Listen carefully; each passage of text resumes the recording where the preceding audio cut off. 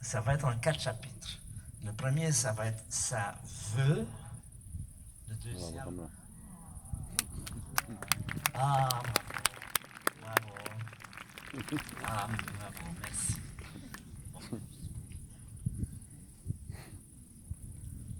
Alors, donc, je reprends la fureur de vivre. Donc, c'est un regard sur le monde. Mais c'est un regard particulier, mais qui est inspiré par la science contemporaine, un peu dans le sens où Galilée nous a affectés quand il a observé les montagnes de la Lune. Cela a eu pour nous une influence importante. Et les 4 éléments dont je vais vous parler, ça s'appelle ça veut, ça peut, ça coûte et ça risque. Alors, tout de suite, je dois vous dire, je ne fais pas d'interprétation, je ne parle pas de philosophie, je ne parle pas de religion, je ne dis pas qu'est-ce que c'est que ce ça. Je me place sur un plan beaucoup plus naïf de dire, quand je regarde le monde, ça veut. Et je vais vous montrer une illustration de ceci. Oui. Ah, pardon, non, c'est la précédente. Ah oui, c'est ça. Vous voyez, qu'est-ce que vous voyez là? Ce sont des animaux, ce sont des gnous. J'ai vu ces animaux, c'est une photo que j'ai prise moi-même en Tanzanie. Vous voyez 2 mâles qui sont en train...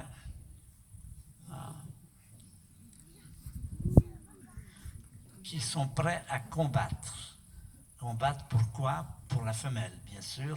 C'est ce qui se passe dans la vie animale. Ces 2 animaux sont une manifestation d'une volonté. Ils ont envie de quelque chose et la photo exprime très bien jusqu'à quel point ils sont prêts à se battre. Se battre pourquoi? Ben maintenant on le sait, mais à plus long terme, à quoi ça rime? Alors je vous montre d'autres images de l'activité des animaux qui veulent, tout ce bruissement des abeilles qui préparent avec beaucoup d'énergie du miel et tout ça. Vous avez maintenant des hirondelles qui sont prêtes à partir pour aller émigrer parce qu'ils ont besoin d'émigrer. Ils veulent partir. Vous trouvez maintenant un vol d'oies sauvages qui sont branchés pour voler pendant que le regard naïf sur le monde vous montre des choses qui veulent. Simplement, sans aller au-delà de cela. Il y a ça veut. Mais ça veut quoi? Eh bien, ça veut exister, ça veut durer, ça veut se perpétuer, ça veut vivre. Et ça veut vivre avec fureur. C'est ça le thème général aujourd'hui que je vais développer. Dans l'univers, il y a du veut exister, durer, se perpétuer et vivre. Alors, voici encore une autre image, se perpétuer.